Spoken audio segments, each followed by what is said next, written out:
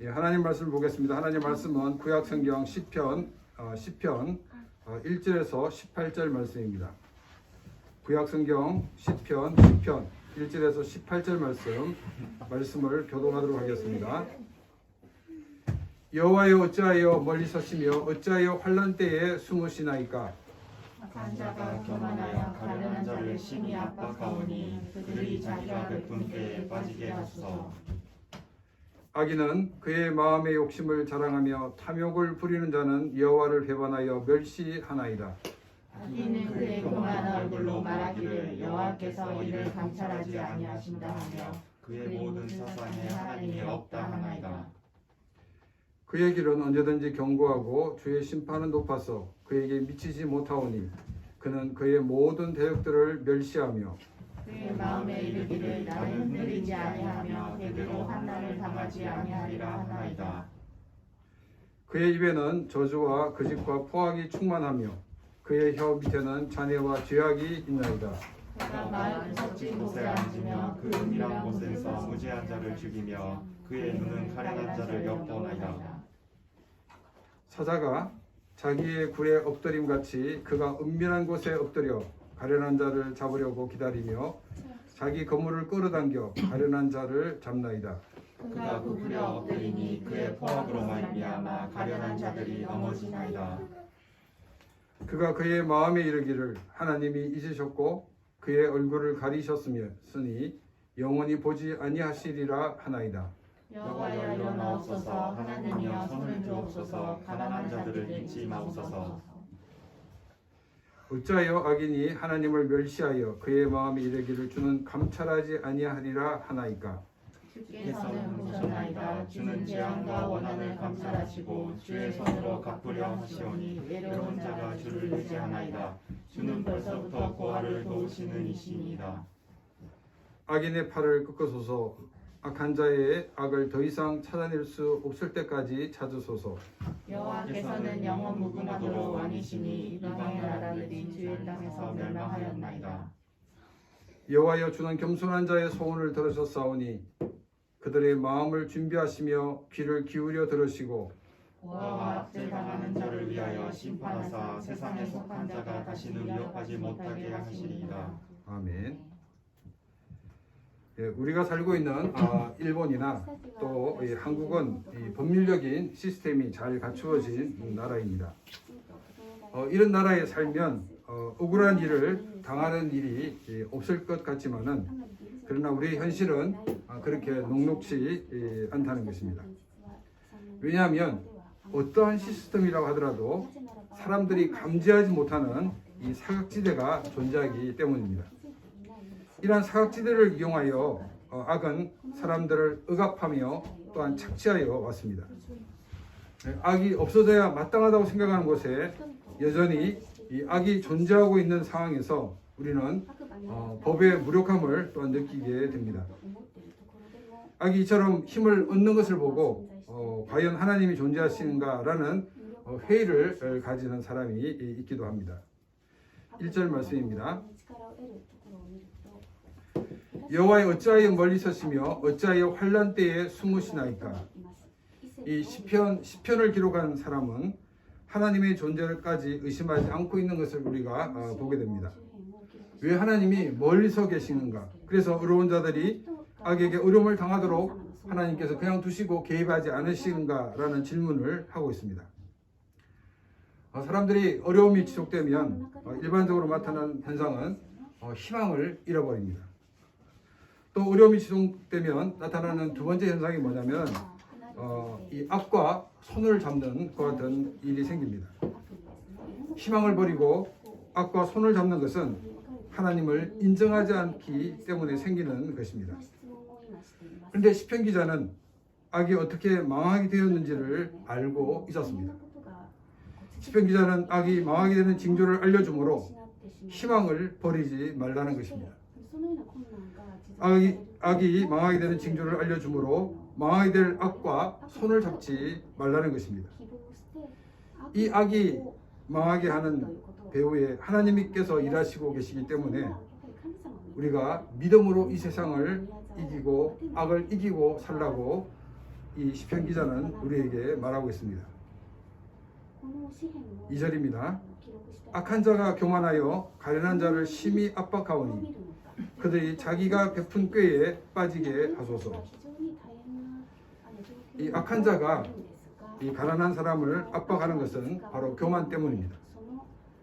악한 자의 특징이 뭐냐면 힘 있는 사람들에게는 한없이 약하고 약한 사람에게는 한없이 강한 것이 그 특징입니다. 자기가 힘 있는 사람 밑에서 비굴하게 굴기 때문에 힘이 없는 사람이 자기처럼 오히려 자기보다 더 비굴해지기를 기대하고 있습니다. 근데 자기보다 힘이 없는 사람인데 자기처럼 힘에 비굴하지 않는 사람들을 종종 만나게 됩니다. 힘에 비굴해지는 사람들은 자기가 볼 때 자기보다 약한 사람이 비굴하지 않는 그런 꼴을 보지를 못합니다. 그래서 자기가 가지고 있는 힘을 휘두르는 것입니다. 약한 자에게 힘을 휘두르는 것의 대표적인 모습이 바로 교만입니다. 그런데 아이러니하게도 교만은 이 열등감의 표시입니다. 힘이 있다고 그 힘을 마구 휘두르는 사람은 사실 열등감에 절어있는 사람인 것입니다. 하나님께서 이 힘을 허락하시는 것은 그 힘을 사용하여 사람들을 돕고 섬기라는 데 있는 것입니다. 그런데 힘을 가지게 되면 사람들은 자기들의 특권이라고 생각하고 힘을 휘두르고 있습니다. 자기가 노력해서 이 힘을 얻었다라고 생각하기 때문에 자기를 위해 사용하고 있는 것이 당연하다라고 생각을 하고 있다는 것입니다. 힘을 가진 자들은 그 힘을 자신과 자신의 가정을 위해 사용하려고 하다가 결국 무리수를 두게 되고 망하게 되는 것을 우리는 보게 됩니다. 그들이 자기가 베푼 꾀에 빠지게 하소서라는 이 말씀이 바로 무리수로 결국 망하게 된다는 것을 우리에게 말하고 있습니다. 역사 속에 등장했던 많은 강대국이 있습니다. 그런데 그 강대국들은 역사에서 사라졌습니다. 당대의 강대국들이 자신의 나라를 역사 가운데 계속 유지시키고 싶은 마음이 없었겠습니까? 자신의 나라를 역사 속에 지속시키기 위해 여러 가지 법과 제도를 만들었을 것입니다. 그런데 자신을 지키려고 했던 그런 법들 때문에 결국 무리수가 되어서 그 나라가 망하는 역사를 우리는 보게 됩니다. 여러분은 어떠한 힘을 가지고 있습니까? 우리가 가지고 있는 그 힘을 많은 사람들을 섬기는 데 사용해야 합니다. 제가 일본에 처음 와서 우리 한국 사람들을 만나보니까 사람들이 정보를 좀처럼 알려주려고 하지 않는 것을 보게 되었습니다. 이 정보는 사실 1년이나 2년이 지나면 다 알 수 있는 정보입니다. 그런데도 자기 편에 들어와야지, 그리고 이 밥이라도 한 끼 사줘야지 그 정보를 말하는 그런 것을 보게 되었는데, 이것도 작지만은 힘을 남용하는 것 중에 하나입니다. 하나님을 믿는 우리들은 우리가 가지고 있는 힘을 나와 내 가족만을 위해서 사용하는 것이 아니라 이웃을 섬기는 데 사용해야 한다는 것입니다. 이것은 개인적인 입장에서 그렇고, 나라의 입장에서는 부강한 나라들은 그 힘을 자기 나라를 위해 사용하는 것이 아니라 이 힘들고 어려운 나라를 돕는 데 사용하는 것이 하나님께서 힘을 주신 이유라는 것입니다. 내가 가지고 있는 힘을 자신만을 위해 사용하는 것은 하나님께서 나에게 힘을 주신 목적과 거리가 먼 행동인 것입니다.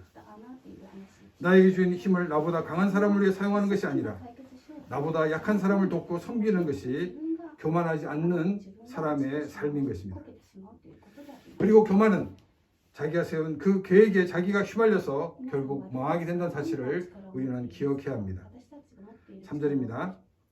악인은 그의 마음의 욕심을 자랑하며 탐욕을 부리는 자는 여호와를 배반하여 멸시하나이다. 악인이 그의 마음의 욕심을 자랑한다라고 하는 것은 그가 자신이 꿈꾸고 있는 그 꿈이나 비전을 자랑한다라는 말입니다. 그런데 성경 기자는 꿈이나 비전이라는 말을 사용하지 않고 욕심이라는 단어를 사용하고 있습니다. 꿈이나 비전이 자기만을 위한 것이 될 때 그것은 욕심이 되는 것입니다. 내가 부자가 되고 성공한 사람이 되어 무엇을 하겠느냐는 것입니다. 좋은 집에 살고 또한 좋은 차를 몰고 뚱뚱거리며 사는 것이라면 그것은 비전이나 꿈이 아니라 욕심인 것입니다. 어떤 꿈이나 비전을 가지는 것이 중요한 것이 아닙니다. 그 꿈과 그 비전이 이루어졌을 때 어떤 경우에는 꿈이나 비전이 성취되는가 하면 또 어떤 경우에는 욕망이 이루어지는 것이 될 수도 있기 때문입니다. 또 말씀해 보면 이 탐욕을 부리는 자라는 단어가 나오는데 이 탐욕도 욕망과 같은 의미입니다. 탐욕을 부리는 자는 여호와를 배반하며 멸시한다라고 말을 하고 있습니다. 이 말씀은 이스라엘 역사에서 보여주고 있습니다. 이스라엘 백성들은 이 가나안에 들어가서 이 세 개의 절기를 축으로 하나님 백성으로 하나님 백성의 문화를 만들어가는 사명이 있었습니다. 가나안에 들어가 이스라엘 백성들에게 제일 큰 염려는 무엇이었냐면 이제까지의 생활 그 패턴하고는 전혀 새로운 생활 패턴으로 살아가는 것이었습니다. 가나안에 들어가기 전까지는 그들은 유목 생활이 주 산업이었습니다. 가나안에 들어가면서 농경 문화로 대전환이 일어났습니다. 농사를 지어본 경험이 없는 사람은 사실 언제 씨를 뿌려야 될지 또 어떻게 가꿔야 될지 또 열매는 언제 거둬야 될지 전혀 알지를 못합니다. 가나안이라는 새로운 환경을 전혀 알지 못했습니다. 농사도 전혀 알지 못했습니다. 하나님 주신 이 세 개의 절기는 언제 씨를 뿌려야 될지 또 언제 거두어야 할지를 알려주는 기준점이 되는 것이었습니다. 농사에서 언제 씨를 뿌리고 또 언제 열매를 거두는 것을 알면은 50% 이상은 사실 성공한 것입니다. 그런데 나머지 50%는 자신이 관찰하고 연구를 통해서 알아내어야 하는 것들이었습니다. 그런데 만일 이 잘못된 정보를 얻는다면 50%의 성공 가능성도 제로가 될 수 있는 것이었습니다. 이스라엘 백성들 가운데 많은 사람들은 실패를 최대한 줄이기 위해 가난한 사람들의 농사법을 받아들였습니다. 이것은 너무나도 합리적인 것이었습니다. 그런데 가나안의 농사법을 받아들인 이스라엘 백성들이 놓친 것이 있었습니다. 가나안 사람들의 농사법에는 농사법만이 아니라 가나안 종교가 그 속에 배어 있었기 때문입니다. 가나안의 농사법을 받아들임으로 가나안의 신들까지 섬기게 되었던 것입니다.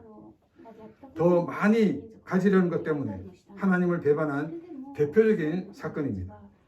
조금 천천히 가더라도 우리는 하나님의 사람으로 하나님이 원하시는 방법으로 사는 삶이 되시기를 바랍니다. 우리는 2절과 이 3절 말씀을 통해서 악인이 멸망하는 두 가지를 살펴보았습니다. 한 가지는 교만이고 또 한 가지는 욕심입니다. 교만과 욕심은 판단력을 흐리게 합니다. 그래서 잘못된 판단을 하게 하고 빠른 길인 줄 알았던 그 길이 결국 실패의 길이 되는 것입니다. 21세기를 사는 우리 크리스찬들에게 하나님은 이 주일 성수, 11조 그리고 성경 묵상 즉 큐티를 통해 우리로 하여금 하나님 나라의 백성으로 하나님 나라의 문화를 만들어가기를 원하고 계십니다. 주일 성수는 하나님께서 우리를 구원하신 분이라는 것 같은 우리의 삶을 통한 고백입니다. 또 11조는 자기 수입의 10분의 1을 하나님께 드리는 것입니다. 우리가 11조를 드리는 것은 나의 생사화복을 주장하시는 분이 우리 하나님께 있다는 것 같은 고백인 것입니다. 그리고 우리는 매일매일 하나님의 말씀을 묵상하여 오늘 나에게 주시는 그 하나님의 말씀을 듣고 그 말씀에 순종하는 삶을 통해서 하나님이 기뻐하시는 삶을 살 수가 있는 것입니다. 주일 성수 11조 큐티만 가지고 이 복잡한 세상에서 어떻게 살 수 있고 어떻게 성공할 수 있느냐라는 생각을 가지게 되면 많은 수확물을 얻기 위해 가나안 농사법을 받아들인 이스라엘 사람들과 같은 삶을 살게 되는 것입니다. 4절입니다. 악인은 그의 교만한 얼굴로 말하기를 여호와께서 이를 감찰하지 아니하신다며 그의 모든 사상에 하나님이 없다 하나이다. 이 4절 앞부분은 이 한국어 성경보다 일본어 성경이 원어에 더 가깝게 번역이 되었습니다. 이 원어를 직역하면 그의 교만한 얼굴로 여호와를 찾지 않는다. 그리고 그의 모든 사상에는 하나님이 없다라고 우리가 직역할 수 있습니다. 이스라엘 백성들이 야훼 하나님을 배반하게 될 때 그들은 하나님으로부터 징계를 받았습니다. 이 징계를 통해 그들은 회개하고 하나님께 돌아왔습니다. 하나님의 말씀을 떠나 살고 있었는데도 하나님으로부터 징계가 없다면 그 사람은 하나님과 관계 없는 사람이든지 아니면 하나님이 더 크게 징계하시기 위해 벼르고 있는 사람이라는 것을 우리는 기억을 해야 합니다. 하나님의 말씀을 떠났는데도 하나님의 징계가 없자 그는 더 이상 하나님을 구하지 않게 됩니다. 그리고 그의 입에서 나오는 말이 하나님은 없다라는 그런 말이 나오게 됩니다. 만약 하나님의 징계가 있었더라면 이렇게까지 교만하게 되지는 않았을 것입니다. 처음 하나님의 말씀을 떠났을 때는 조금 불안하고 또 이러다가 하나님으로부터 한 대 맞지 않는가 라는 그런 불안한 마음을 가지고 있게 됩니다. 그런데 아무 일 없습니다. 또 이런 일이 반복되면 자신의 양심의 가책을 전혀 느끼지를 못하고 살게 되는 것입니다. 말씀을 떠나 살수록 그의 머리에는 하나님이 점점 사라져 버리고 만다는 것입니다. 하나님이 존재하지 않다라고 생각하기 때문에 더 이상 하나님을 찾지 않는 사람이 된다는 것입니다. 이스라엘 백성이 하나님의 말씀을 떠날 때 징계받는 것은 하나님의 약속에 거하고 있다는 증거입니다. 하나님의 말씀을 떠나 살고 있음에도 하나님의 징계가 없는 것은 나와 하나님과 아무 상관이 없다는 증거가 되는 것입니다. 우리가 죽음 이후에 아무것도 없다면 자기가 살고 싶은 대로 살다가 죽어도 될 것입니다. 그러나 죽음 이후에는 하나님의 심판이 있습니다. 이 땅에서는 길어야 100년이지만 죽음 후의 세상은 영원이라는 세상입니다.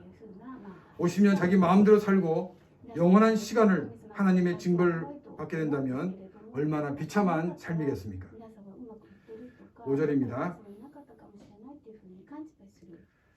그에게는 언제든지 경고하고 주의 심판은 높아서 그에게 미치지 못하오니 그는 그의 모든 대적들을 멸시하며 그의 길은 언제든지 경고하다라는 이 말씀에서 경고하다라는 말은 풍성하다로 번역하는 것이 아마 그 의미가 더 산다라고 말할 수가 있습니다. 하나님을 떠났는데 하나님으로부터 징계를 받는 것이 아니라 오히려 더 풍성해집니다. 그래서 이 교만한 사람은 더욱 교만해져서 자신의 모든 적을 무시하게 되는 것입니다. 그리고 이 두 문장 사이에 어떤 말씀이 있냐면 주의 심판은 높아서 그에게 미치지 못하오니 라는 구절이 삽입되어 있습니다. 주의 심판은 높아서 그의 눈에 멀리 보인다는 것입니다. 교만한 자의 눈에는 하나님의 심판이 눈에 보이지 않는다는 것입니다. 하나님의 심판이 없어서 눈에 보이지 않는 것이 아니라 자신들의 것에 취해 있기 때문에 높으신 하나님의 심판을 보지 못하고 있는 것입니다. 6절 말씀입니다. 그의 마음에 이르기를 나는 흔들리지 아니하며 대대로 환난을 당하지 아니하리라 하나이다. 자기는 흔들리지 않고 자손 대대로 환난을 당하지 않을 것이라고 장담을 하는 것을 보게 됩니다. 한국 속담에 부자 3대를 못 넘긴다라는 말이 있습니다. 그리고 우리가 역사 속에서도 수백 년간 부를 지켜온 집안은 없다는 것을 알고 있습니다. 그럼에도 교만에 가득 차 있는 사람은 자손에게까지 자신의 재산을 물려줄 수 있다라고 생각을 하는 것입니다. 부자들이 욕심을 가지고 더 많이 가지려는 것도 자신이야 먹고 살 수 있지만은 자신의 후손들은 자기가 직접 얻은 것이 아니기 때문에 언제든지 잃어버릴 것을 그들은 알고 있습니다. 그래서 자신도 자신의 아들도 자신의 자손도 일하지 않고 먹을 만큼 그들은 더 재산을 늘리려 하고 있습니다. 그래서 더 가지려 했다는 것 같은 시도를 포기하고 있지 않다는 것입니다.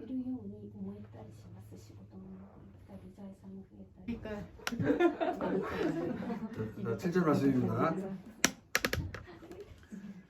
그의 입에는 저주와 거짓과 포악이 충만하여 그의 혀 밑에는 잔해와 제약이 있나이다.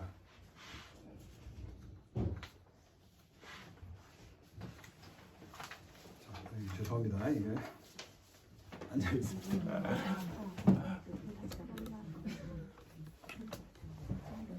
자, 사람이 교만해지면서 자기가 마치 신이 된 것처럼 다른 사람들을 억압하고 폭언을 하는 것을 말씀하고 있습니다. 그리고 8절 말씀입니다. 그가 마을 구석진 곳에 앉으며 그 은밀한 곳에서 무죄한 자를 죽이며 그의 눈을 가련한 자를 엿보나이다. 교만한 자는 이 탐욕으로 가득 차게 되어 더 많은 것을 가지기 위해 수단과 방법을 가리지 않고 사는 모습을 보여주고 있습니다. 그리고 자기보다 힘센 자의 것을 뺏는 것이 아니라 자기보다 이 약한 사람의 것을 빼앗고 있는 것입니다. 그것이 9절과 10절 말씀입니다. 자, 우리 9절 같이 읽어보겠습니다. 시작. 그가 자기의 굴에 엎드림 같이 그가 은밀한 곳에 엎드려 가련한 자를 잡으려고 기다리며 자기 그물을 끌어당겨 가련한 자를 잡나이다. 10절입니다. 그가 부풀려 엎드리니 그의 포악으로 말미암아 가련한 자들이 넘어지나이다. 자, 그럼 11절 말씀 다시 읽겠습니다. 그가 그의 마음에 이르기를 하나님이 잊으셨고 그의 얼굴을 가리셨으니 영원히 보지 아니하시리라 하나이다. 이 교만과 욕심으로 악을 행하던 사람이 갑자기 하나님에 대해 말하고 있는 것을 보게 됩니다. 자신에게는 하나님의 심판이 없을 것이라고 생각합니다. 그러나 우리는 여기서 이 교만과 욕심으로 악을 행하던 사람이 자기도 늘 하나님의 존재에 대해서 생각을 하고 있는 것을 알 수가 있습니다. 자기의 입으로는 하나님이 없다고 말하고 또 이익을 위해 온갖 악을 행했지만은 자기에게 하나님의 징계가 없는 것에 대해 무언가 문제가 있다는 사실을 인식하고 있는 것을 우리에게 보여주고 있습니다. 악한 사람들은 이 미신이나 이 우상을 더 잘 믿는 것은 하나님을 대신한 존재를 찾으려고 하기 때문입니다. 하나님에 대해 인식을 했다 그러면 하나님께 돌아가면 간단한 일입니다. 그런데 하나님께 돌아가지 않고 미신을 찾고 있다는 것입니다. 교만한 자들에게는 하나님께 돌아가는 일이 결코 간단한 일이 아니라는 것입니다. 왜냐하면 이제까지 누렸던 모든 악을 버려야 하기 때문입니다. 우상은 악을 버리지 않아도 섬길 수가 있습니다. 그래서 참되신 하나님께 돌아오지 않고도 그들은 미신과 우상을 섬기게 되는 것입니다. 일상이 아닌 이 초월적인 존재를 하나님을 대신하여 믿는 것 자체가 하나님을 멸시하는 것이고 또한 교만한 것인 것을 우리는 알 수가 있습니다. 이런 악의 모습을 보면서 시편 기자는 하나님께서 그들에게 징계를 해달라고 요청하고 있습니다. 자, 우리는 오늘 이 말씀에서 이제 결론을 말씀드리고 마쳐야 될 것 같습니다. 우리가 그 하나님을 믿고 있는 사람으로서 악에서 이길 수 있는 방법은 우리가 겸손하고 또 다른 사람을 섬기는 데 있다는 것입니다. 그리고 우리가 하나님께 기도하는 것입니다. 우리가 이런 하나님께 기도 없이 또 겸손과 또 섬김 없이 하는 이 모든 것들은 하나님이 기뻐하지 않는 힘을 우리가 기억하면서 이 땅 살아갈 때 악을 이기기 위해서 악을 악으로 대하는 것이 아니라 겸손과 섬김으로 그리고 또 하나님께 기도함으로 승리하는 그런 우리의 삶이 되기를 바랍니다.